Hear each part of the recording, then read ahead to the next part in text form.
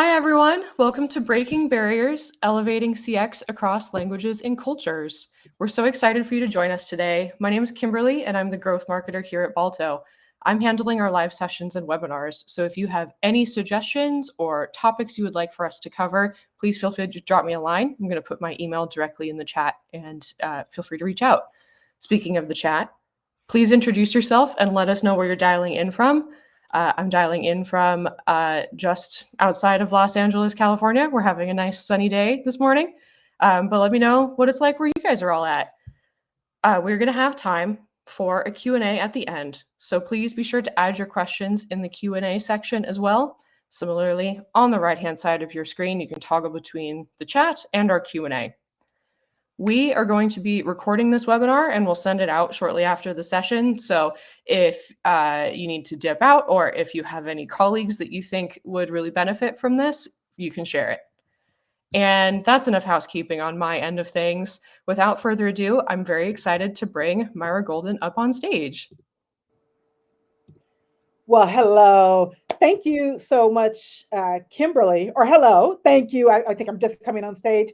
Thank you. I am coming in from Tulsa, Oklahoma, where it is sunny and beautiful. It feels like summer today. And I'm excited to be here with you for Breaking Barriers. We are going to talk about how to elevate customer experience across languages and across cultures. Now, here's the reality. Exceptional support, it transcends language. It's not about words on the page. It's not about an accent in the voice. It's about building trust, delivering confidence, and creating loyalty. And in the next few minutes, I'm going to share ideas that I hope will help you reimagine your contact center as a global leader. Now, I'm going to start with what a lentil quinoa bowl taught me. Now, bear with me. I know that sounds like a strange place to start. About 10 years ago, I walked into a Panera Bread and ordered a limited time special. It was the lentil quinoa bowl. But I didn't know how to pronounce quinoa. I go to the counter and I tell the lady, I will have the quinoa, the quinoa bowl. And she said, what's that? And she turned around and looked at the menu. And so I repeated it. And this time adding lentil. I said, I will have the lentil quinoa bowl. And I said it with all confidence because I thought I was pronouncing it right. And then she turned around to her coworker and said, is that how you pronounce it? Because I've been saying quinoa. And then the coworker confirmed quinoa was the correct pronunciation. I was so embarrassed. I literally did not know that that was how you pronounced quinoa. I knew it was a grain. I knew the nutritional benefits, but I didn't know how to say the word. I felt in that moment embarrassed. I felt self conscious. Other people heard this, not just Panera workers, but people in close proximity. And I think about customer service representatives who are communicating with customers when the language the customer speaks is not their first language. And a customer maybe pushes back or corrects them. Or sometimes, and we know this happens, they are insulting. Customers are insulting. They can be mean, they can be rude. How that must feel to the agent. Now, let me be clear, the lady at Panera didn't insult me. She was not intentional about embarrassing me. I felt that embarrassment.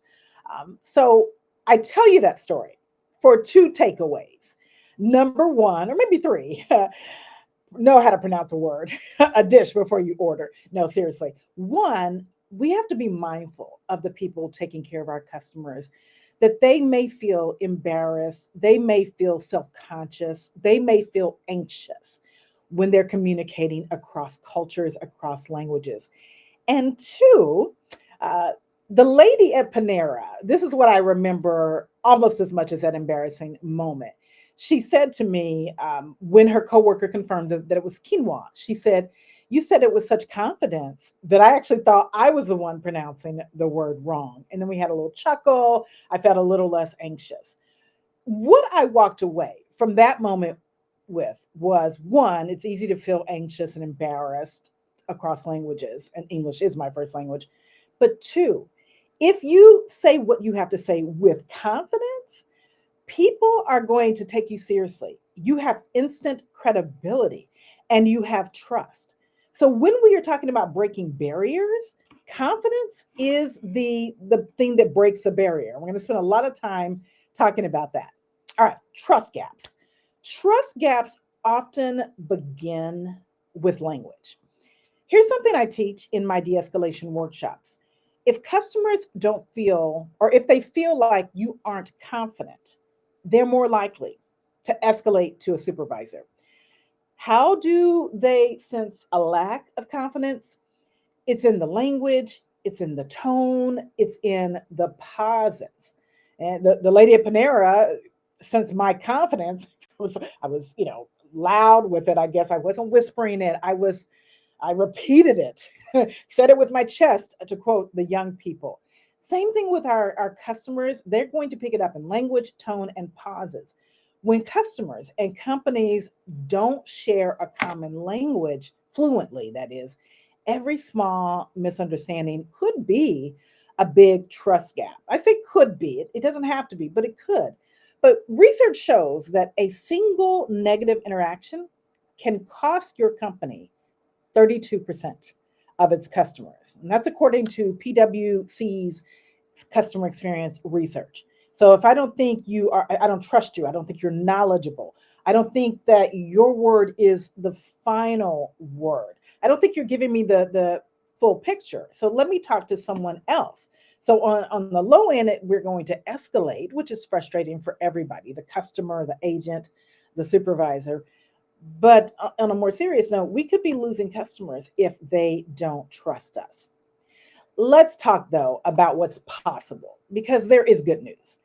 Customer support doesn't have to be perfect.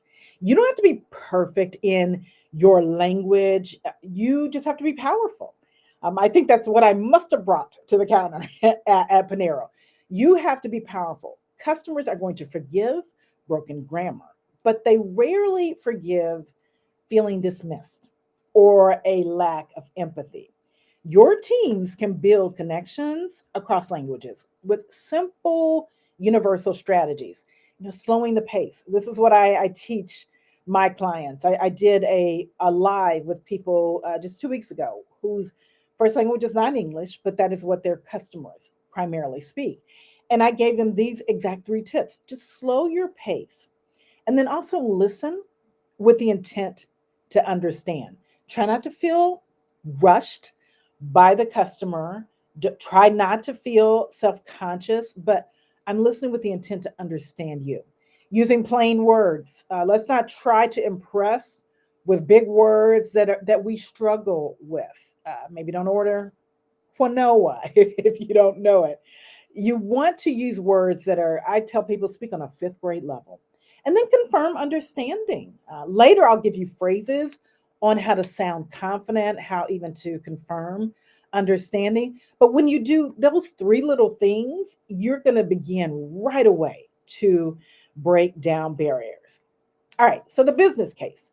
Just as with your boss, your employees, your customers. Every misunderstanding has a cost. When it comes to a call center, it's a repeat call, it's a refund or a refund request, maybe it's a lost customer. So every misunderstanding or it's frustration, even if the customer stays, there's a cost. But every connection creates loyalty. When we train employees to bridge language gaps with empathy and with clarity and to foster connection, and we give them the tools, the support to feel confident, we're going to strengthen the bonds between the customer and the brand so that little mistakes, little mishaps don't have to be a deal breaker. All right. So let's talk about how culture shapes the customer experience. Cultural awareness is important. I would never say it's not. But here's the breakthrough: psychology travels across cultures, connection travels across cultures, confidence travels across cultures. One of my signature teachings in my de escalation training is something that I call the baby chimp effect. And the baby chimp effect, if you haven't heard this, this is very common in chimpanzees, gorillas, and other primates. When chimpanzees fight, they often fight to the death. Like one of them is not going to walk away. When it is clear that one of the chimps is losing badly, one thing might save its life. When one is losing badly, and science backs this up, he will run away from the battle and find a baby chimp. He hunts just looking everywhere for a baby chimp. Any baby will do. He doesn't have to know the baby. He'll grab that baby and then return to the battle site and hold the baby chimp up into the face of the alpha chimp. And something very interesting happens. And it's fascinating if you could ever see this on video or part of it. The alpha chimp, the one who was dominating, the one who was just about to kill the other chimp, he calms down instantly. And what is happening is his testosterone, upon seeing that baby, not his baby, not a baby he knows usually, but seeing the face of the baby makes his testosterone plummet. Scientists call this agonistic buffering. Just seeing the chimp makes him calm down. And for the moment, the other chimp is safe. Now, that battle may come back up later that day or another time, but in that moment, testosterone plummets and he gets to live another moment. So, that is what I call the baby chimp effect. What has happened here is the chimp that was losing has regulated the emotions of his opponent using, in a human term, that would be psychology, because he knows what that's going to do to his opponent. And this is going to apply when we take it to a human level across cultures, whether we are in Dallas, Dubai, or Delhi. We can transcend cultures and languages, and we can break down barriers. Let me break this down for you. Um, Following on the back of the baby chimp effect is what I call the instant brain reset. This is what we want to do with our customers. We want, when they're upset, when there's a disagreement, when I'm tempted to not feel confident in the moment, I want to do the equivalent of holding a baby up to regulate the emotions. And what we're doing is we're moving the customer who is angry, who is frustrated, who is pushing our buttons, who is demanding. We want to get them out of the emotional limbic system of the brain. The emotional limbic system is where we feel every emotion. So that's anger, that's grief, that's love, that's joy, that's shame, that's embarrassment. When a customer is going in on an employee, and it doesn't matter what the reason is, it can be a language barrier, it can be um, a price dispute. It doesn't matter what the reason is, this will still apply. But when they are going in like this, they are in limbic hijack. So our job is to get them out of that part of the brain and get them into the prefrontal cortex, where they are more logical, where they can calm down. That's us holding up the baby chimp. And it's as powerful as holding up the baby chimp. So validation is if I were to give it one word, I'm going to validate the customer's experience. I'm not going to throw my company under the bus. I'm not going to resist. I'm not going to push back, because if I push, they're going to push. I'm simply going to validate. That is us holding up the baby chimp. So let's look at how to do that. So this is what I'm going to call the verbal baby chimp. Your employees can use phrases that instantly calm because they're getting people out of that emotional limbic system of the brain. And to even make this, more personal, imagine, and we could probably, if we're being honest, all picture being in an argument with a partner, with your child or your parent, and you emotions just hop in the front, so the driver's seat, they take over, and before you know it, you're saying hurtful things. You're saying things you don't mean, or maybe things I mean, but I didn't mean to say or say that way. That happens when you are emotionally hijacked, and you need something to pull you out. And if the other person is skilled in what I'm about to teach you, they'll be able to stop that. You, though, will be skilled after this. So you can use these techniques with your customers and adapt them with anyone in your life. So the first phrase I want to share with you, and you'll adapt these: you're right to be frustrated. Anyone would be. I love the word frustrate when it comes to validating a customer's feelings or anybody's feelings. It doesn't minimize the feelings. I don't want to invalidate people. I don't want to make them feel dismissed. But yet I don't want to be inflammatory. So I'm not going to say, you're right to feel angry, or you're right to feel upset, or that we wronged you. That would be far too much. But yet I don't want to dismiss it and go right into, what is your claim number? Okay. Or what is your account number? Why this works, you're right to be frustrated. It mirrors emotion that the customer is feeling without judgment. It's called affect labeling. It literally reduces limbic intensity by naming the feeling. Now, I like the word frustrate, so I'll use frustrated, frustrating, any form of that. But you can use another word that feels like it is more accurate in the moment. You're right, to feel. Maybe I'd use the word upset. I don't think I'd ever use mad or angry. You're right to feel upset.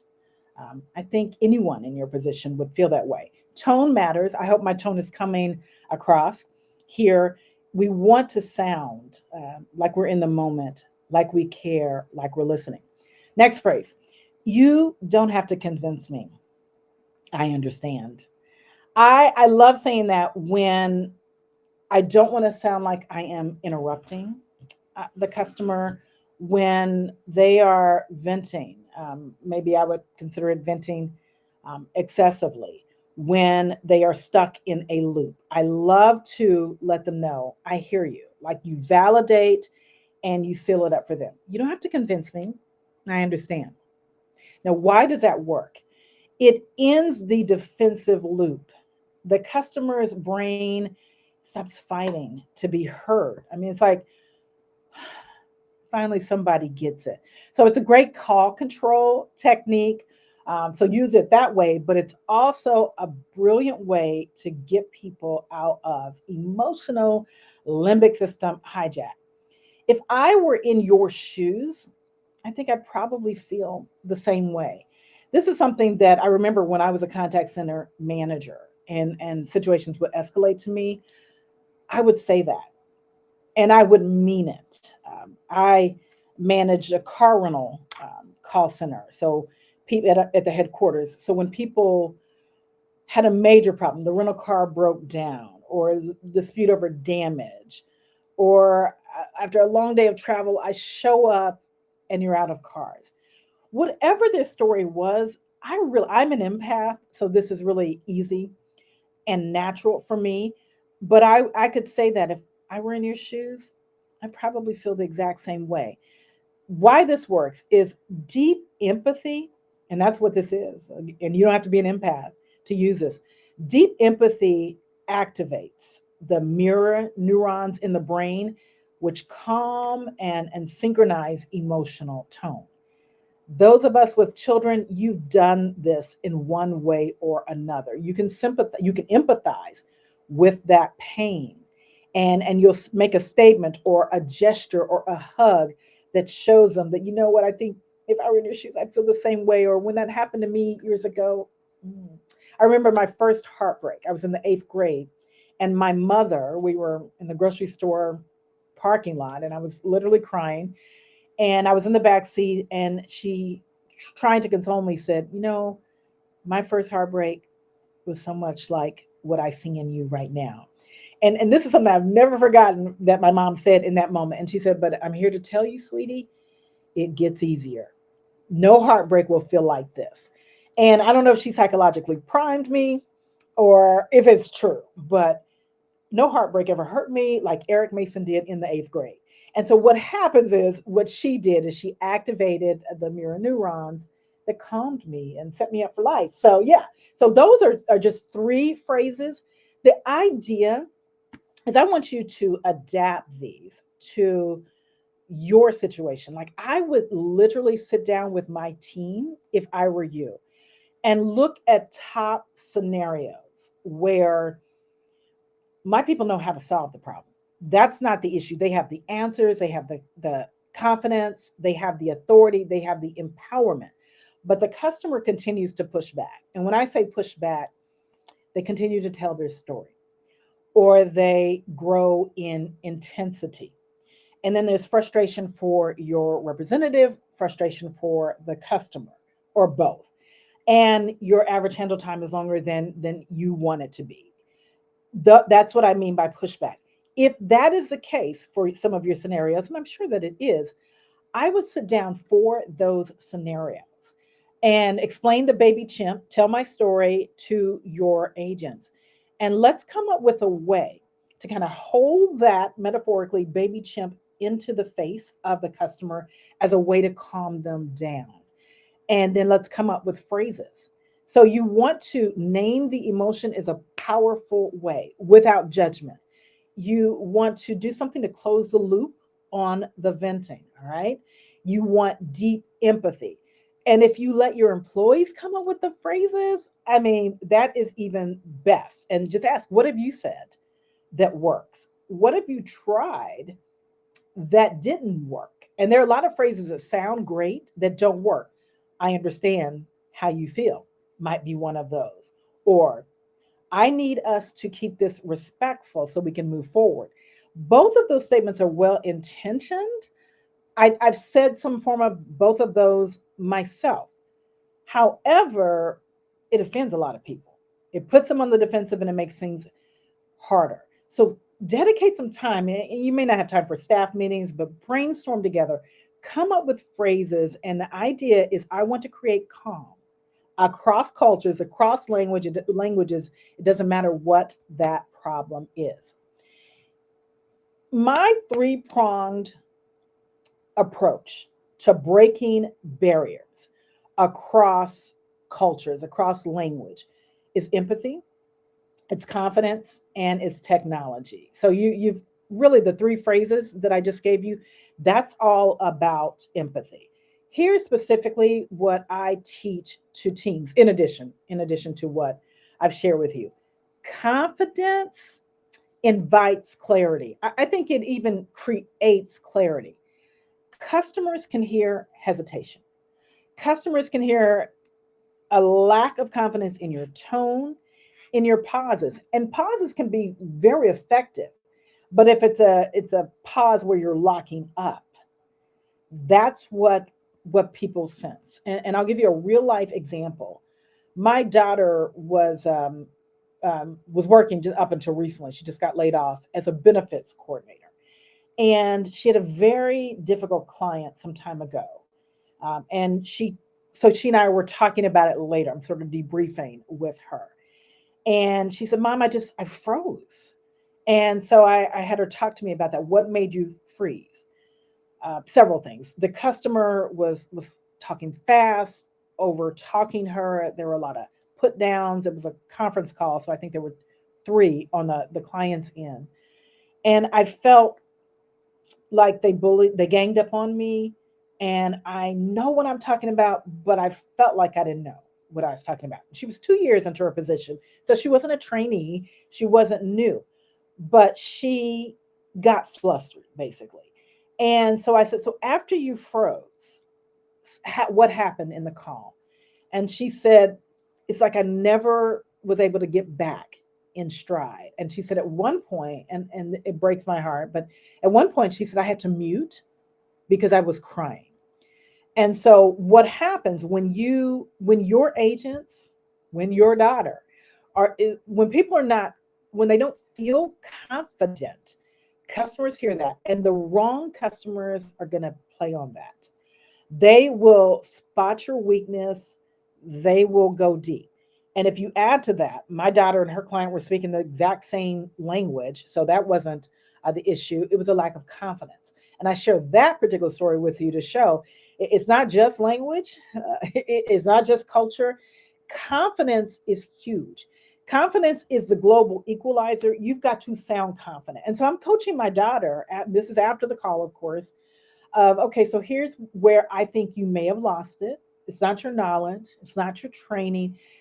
They were tough, and the client had some points. There had been some points, there were some mistakes made, and they were not happy. And I get that.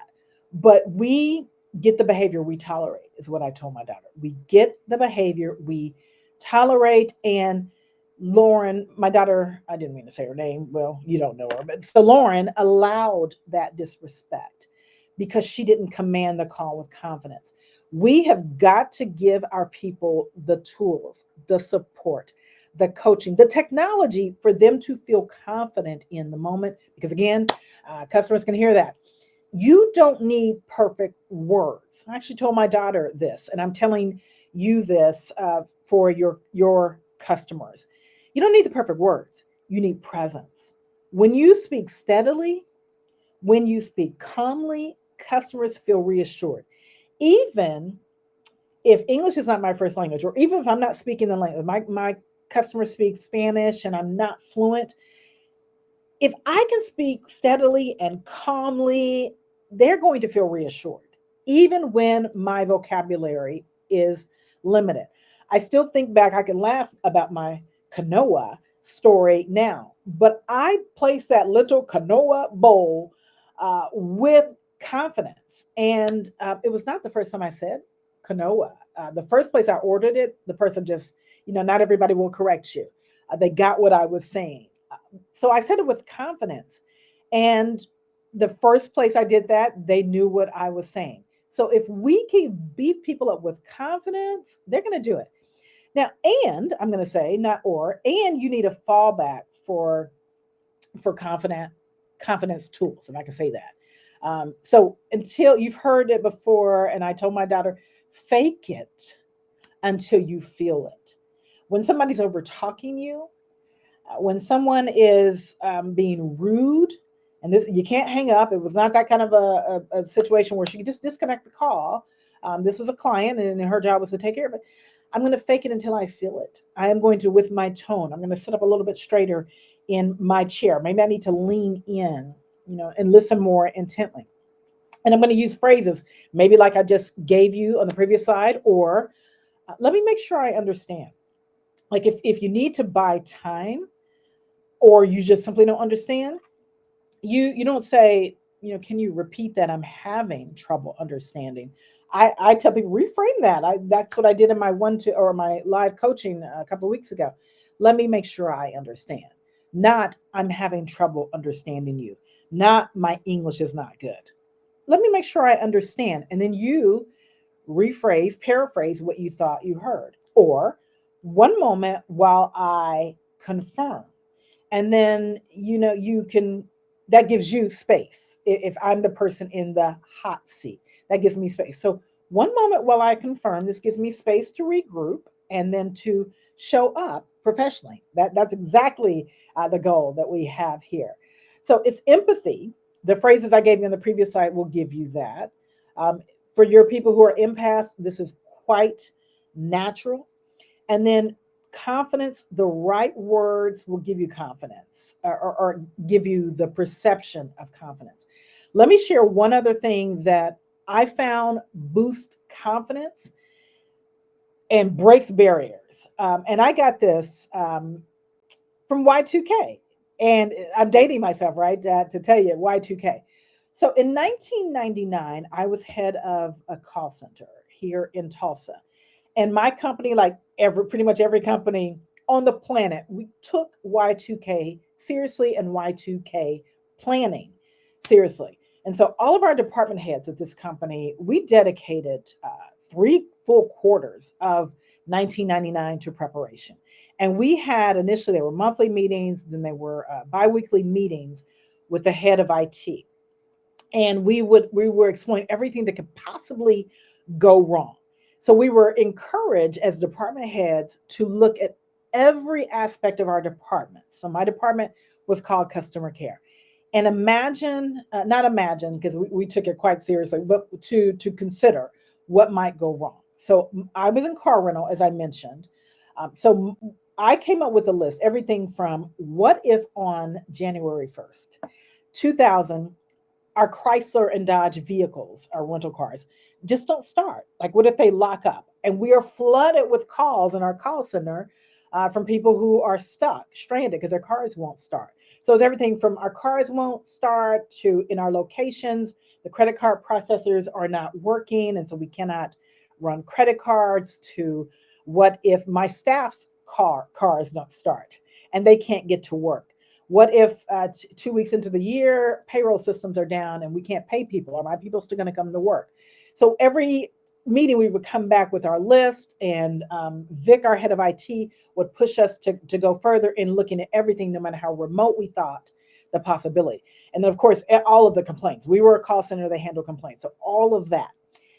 After we came up with the problems, and it'd be easy if all we had to do was that. This is where the confidence began to be seated. We had to build a plan, a contingency plan out to E, meaning here's what we'll do if on January 1st our cars don't start and we are flooded with calls in our call center. So here's our first plan A.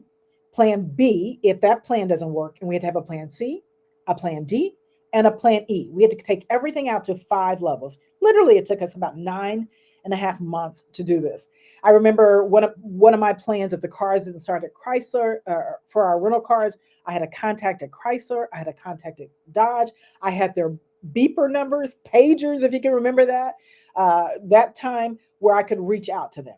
So we spent 9.5 months preparing for this. And then January 1st, 2000 happens. And like I know, all that spam my dad had in his shed and the bottled water and all of my 362 items on my Y2K list planned out to E, none of that happened because the world went on without a hitch, essentially. And I remember driving home one day that first week of January. And part of me wanted to see that as a tremendous waste of time, my energy, all of us. But then I reframed it. That you heard me say reframe like at least 3 times today. That's one of my things. I like to reframe. What is good from this? What in this? What can I learn from this? I thought, what if, or my first thought was, if anything on my list would have gone wrong, I would have been completely confident that I could handle it because I had a plan down to 5 levels. And then my second thought was, what if I could give my staff, my call center staff, this feeling of confidence that I have right now? This is right here. I was on Highway 51 heading home. What if they could feel that confident that no matter what problem came across their phone, that they didn't have to reach out to me or to their direct supervisor, like they were confident? Because I'd spent 9.5 months over these problems and exploring them and reworking them. So I emerged from that. Later in the year, around the second quarter of 2000, I created a contingency plan for the top 50 problems that my staff would hear in the call center. And I didn't just come up with it. I was able to pull reports with real data and talking to my staff. And we came up with it was an Excel spreadsheet that we later computerized. And it sounds antiquated to say computerized, but we later digitized so that our staff could then index. When this happened, they could go to the computer and they had a plan A, plan B, plan C. We didn't carry everything down to E, but we carried a lot. What I found is that gave confidence to people coming right out of new hire training. That was confidence. To people who had been with me for 5 years, but this is a brand new problem and I am stumped. It gave them confidence. The way you give your people confidence as they are faking it until they feel it in some cases is you make sure that they know exactly what to do in the moment. The phrases, the solution, how much. I mean, we told our employees, okay, in this situation, you give it's automatic 10% off. Or here's the apology statement that we want to use. Here's the follow up. So so I'm talking a lot about confidence, but I believe in this and I've seen it work so beautifully. So empathy, phrases will do that. Confidence, they fake it till they feel it. Your job is to give them the support, the phrases, the contingency plan to do it. And then technology. We've got to have the right technology to support us. It's fast, it's seamless, it gives me what I need. It's incorporating AI. I'm putting that in there as well. You do all of those things and you're going to bring it together and you're going to have what it takes to break the barriers across cultures and to feel confident in any situation. All right, so now let me give you the key takeaways in a recap to sum this up, and then we'll move to the Balto group and to Q&A. Language gaps are trust gaps. They are. But I don't have to be fluent in the language to build trust. I have to feel confident. I have to display empathy and I have to be supported by my team. That is how we get around that research that says we're at risk of losing 32% of our customers or escalating. I think escalating is very likely if we don't have this. So language gaps don't have to be trust gaps if we give them the tools they need. Culture shapes the customer experience. It really does. We know that. Psychology bridges differences. I want you to think the baby chimp effect. The baby chimp effect, of course, happens without words. I mean, they are chimpanzees, but we can do the same thing psychologically, move people out of the emotional limbic system by validating them. Of course, you're feeling frustrated. I think anyone in your shoes would feel that way. And then finally, empathy, what we just talked about, empathy, confidence, and technology. I believe that is your playbook for global customer experience excellence. All right. Thank you for listening to my ideas for how to break barriers. And now we will have Andres from the Balto team come in and then share how Balto supports multilingual contact centers. Awesome. Thank you, Myra. So like Myra mentioned, technology can help your multilingual teams feel more confident supporting customers around the world. So here at Balto, we have been serving bilingual contact centers since 2022 when we launched our Spanish version of Balto. So today we've had customers all over in Mexico, in Peru, Chile, Colombia, Panama, Guatemala, and even in the US. So obviously in the US, we have a lot of customers that have both English speaking customers, but also Spanish speaking customers. So I have a story. I remember one time we were onboarding one of our new customers and I flew down to Chile to onboard them. And they were pretty skeptical about Balto, about what we can do, our capabilities.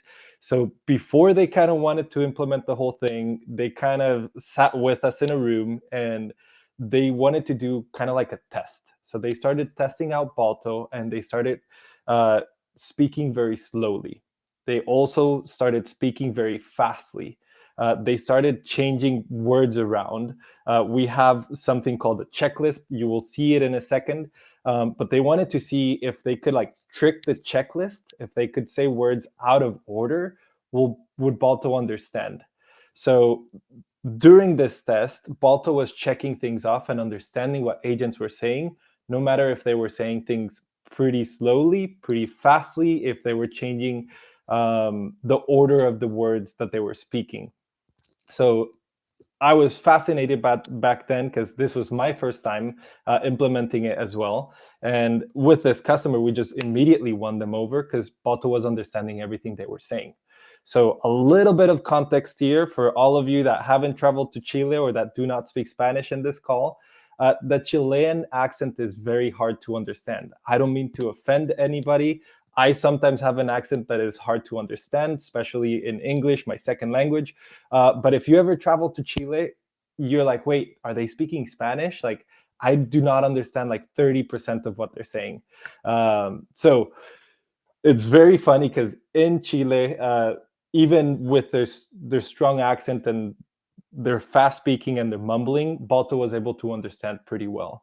For some of you that are on this webinar that currently use Balto, you probably know what I'm talking about. My wife and I, we moved from California to South Carolina when this was 2 years ago. 2 years ago when we moved, I had to look at her sometimes and I was like, hey, can you translate? Because I'm not really understanding what she's saying, what the person we were speaking with was saying.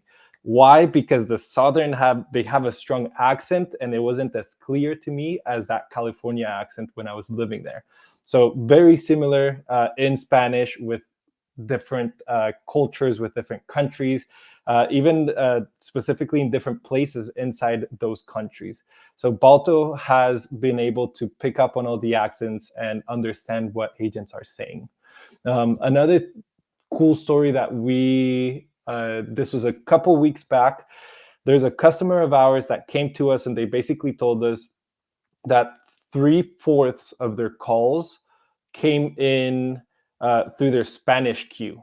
So that was a pretty interesting thing that they brought to us. So using Balto Insights, we were actually able to tell that 90% of the people calling in Spanish were calling to make a payment. Obviously, immediately this triggered on the team, well, that's because the payment platform is only in English, not in Spanish.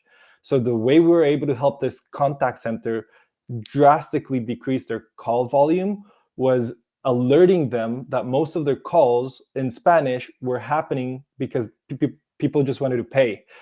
So with that, they were able to alert their engineering team, their product team, and they were able to build that out, dramatically decreasing their call volume in Spanish.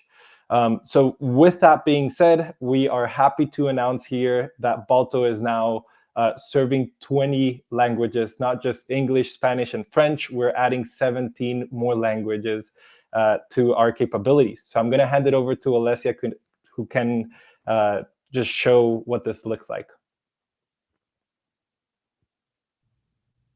Hi, everyone. I'm Alessia. Just a little bit of context about me. So I'm originally from Ukraine. I have been with Balto since March of 2018. And I just remember thinking back when I joined Balto, I was like super impressed with the technology and like especially the real-time language processing aspect of it. And of course, when I joined, Balto was only available in English. So since, my native language is Ukrainian, I always had this dream from the beginning that one day Balto will understand my language, Ukrainian. And I'm so excited to say that that dream has come true because now, as Andres mentioned, Balto can understand 20 different languages. And I'm very excited to share Balto in Ukrainian with all of you. So you'll see my screen here in a second. Perfect. So I'm just going to explain real quick what you can see here. So on the right, you can see Balto, the desktop application, so the agent app that contains this checklist, which is the checklist in Ukrainian. Ukrainian uses the Cyrillic alphabet, so that's what you can see here. And then also over here on the left side, you can see the Balto Manager portal, which we call Balto Cloud. So I just wanted to, after we do this test call, I just wanted to review some of the cool post-call metrics here in this dashboard. But I'm gonna activate Balto now. It has started, so I'm just gonna read this checklist in Ukrainian. So, перше речення. Привіт, це Майк з банку. Як ваші справи? Хочу повідомити, що цей дзвінок буде записаний для контролю якості. Дякуємо, що обрали нас для вирішення своїх фінансових потреб. Я телефоную, щоб обговорити нашу нову пропозицію. Що для вас найважливіше при виборі кредитних карток? На які ще запитання я можу відповісти, щоб допомогти вам прийняти рішення? Дякую за ваш час сьогодні. Я рада, що ви обрали цю чудову пропозицію. Okay, perfect. So you can see Balto threw some confetti just to celebrate that this was a one call because I mentioned the win marker. So I obviously you can see as I was reading through these checklist items, Balto was checking them off in Ukrainian. So I'm going to stop the call here.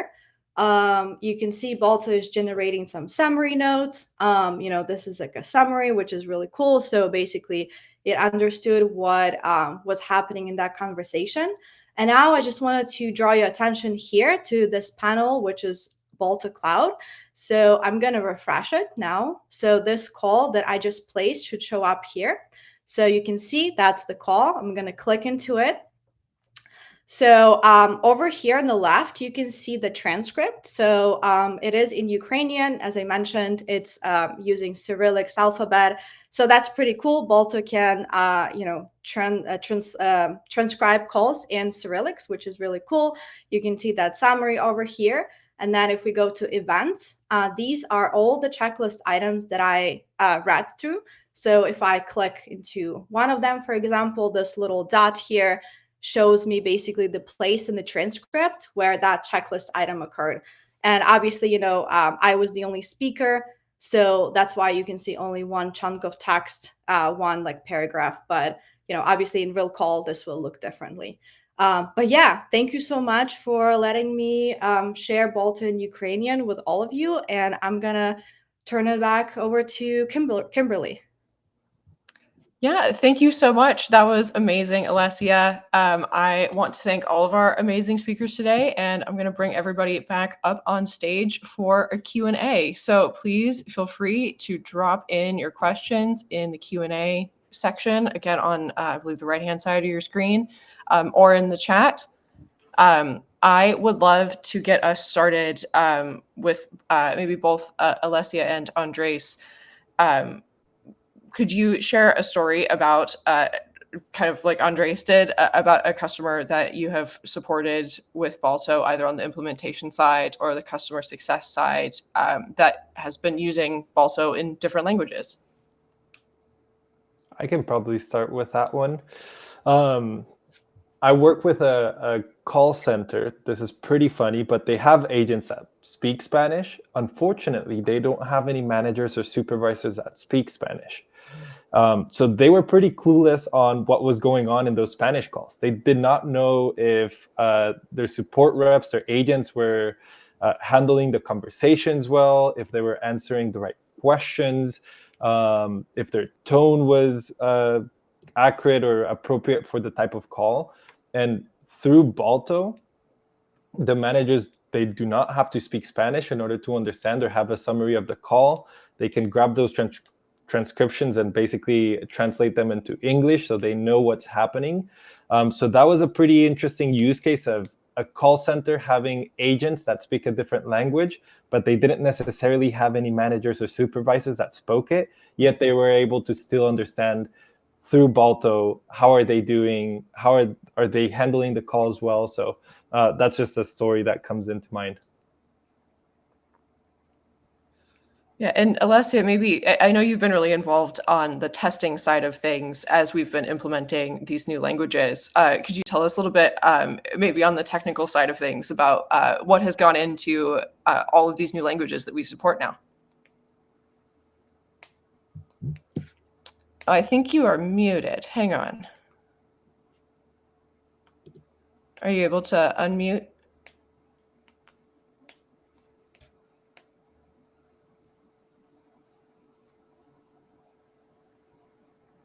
Okay, can you hear me now? There we go. Sorry about that. Yeah, so I definitely, we have our ASR engineer, David, who built out all of these models. So like a huge shout out to him for this.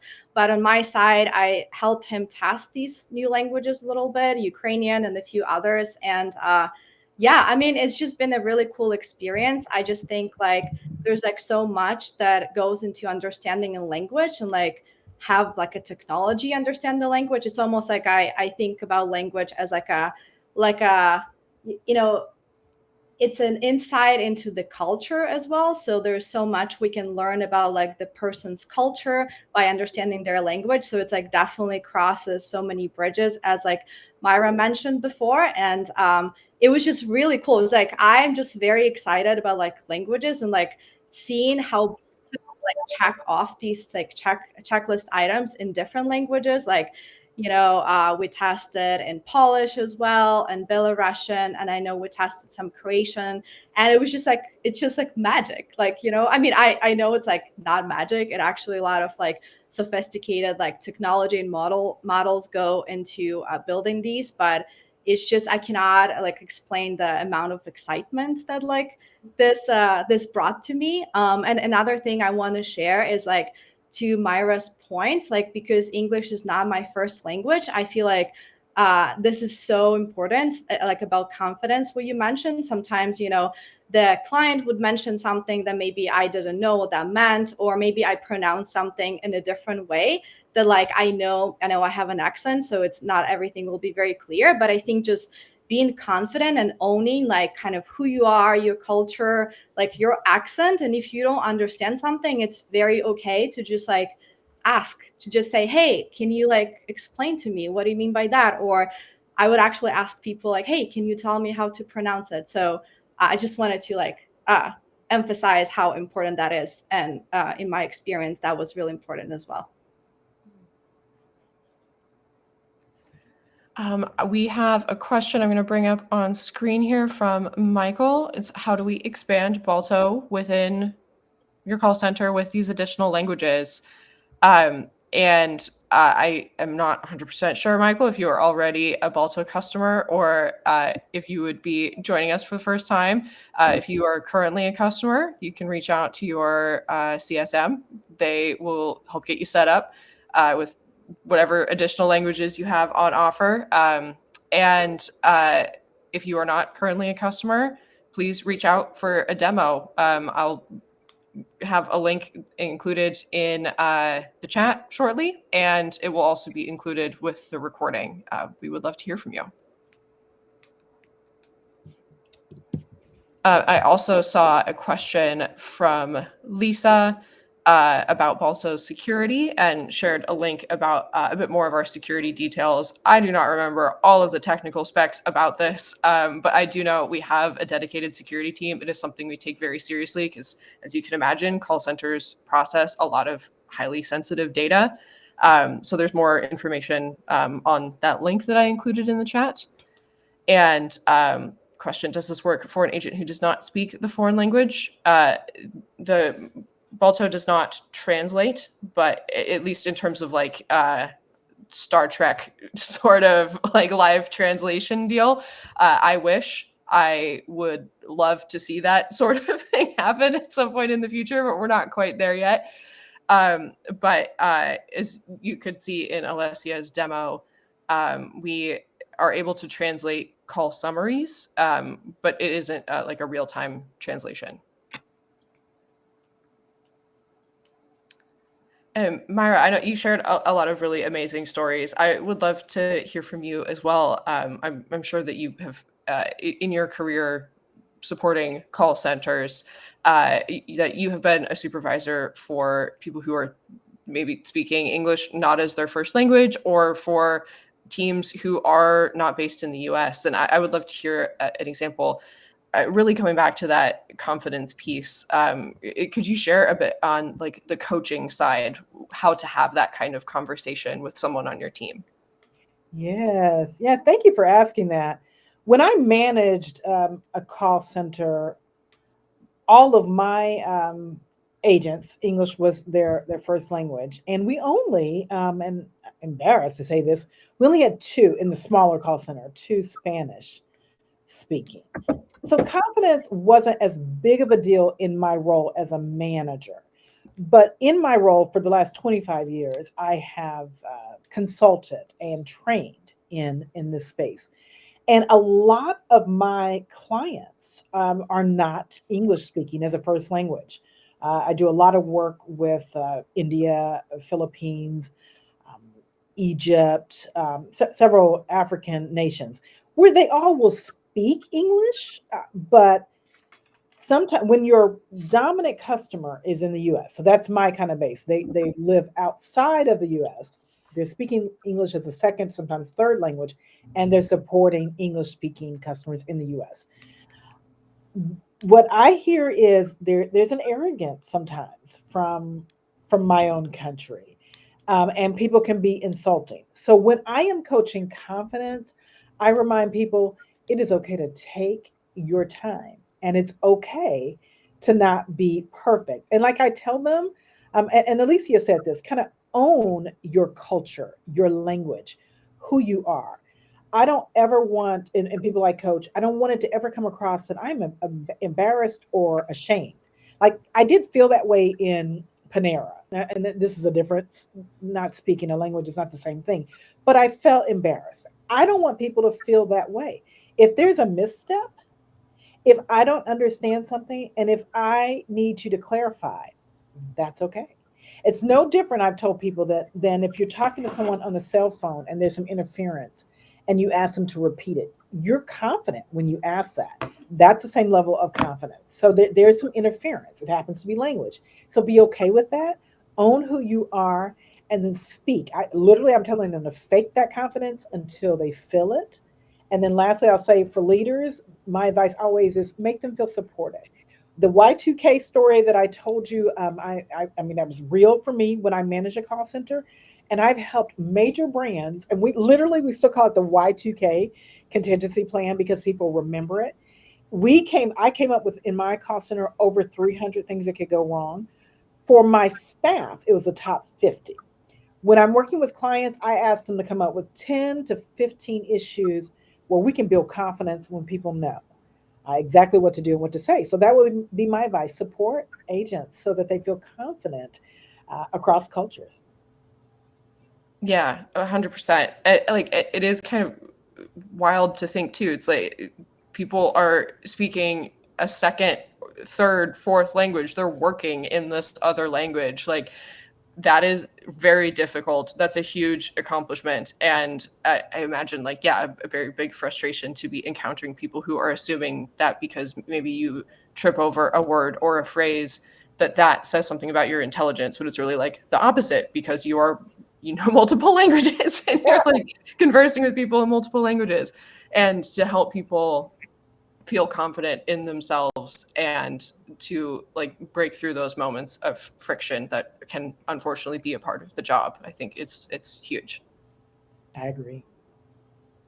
And I wanted to shout out, we got a comment from Yvonne mentioning that agents who are on the Spanish speaking line, or if we have French speaking customers, people agents who are speaking other languages often receive less feedback from their supervisors than English speaking agents do. And often because tools are not built to support the feedback needed to really coach these agents. That's something that Balto has taken very seriously. And all of our suite of tools in terms of QA and coaching and real-time guidance are all available 100% in the 20 languages that we support. It's hugely important to be able to support these agents on your team with feedback because everybody wants to be getting better at their job, as well as with the kind of coaching support in terms of building confidence and giving them the tools they need to succeed. So thank you, Yvonne. All right, and looks like we have a couple other questions here in the Q&A. So we'll answer one left because I know we're at the top of the hour here. Another around just it can be very frustrating. That mentioned their team consists of 25% US agents, 75% Nicaraguan agents, all supporting US customers. And that this confidence issue, especially when dealing with U.S. customers who can be very rude or dismissive of them, has been a really big issue. So yeah, I'm hoping that our talk today will help to provide some resources for coaching. Also, like, know that they're not alone, but yes, it is unfortunately something that does happen with a lot of people who are not English native speakers. Yeah.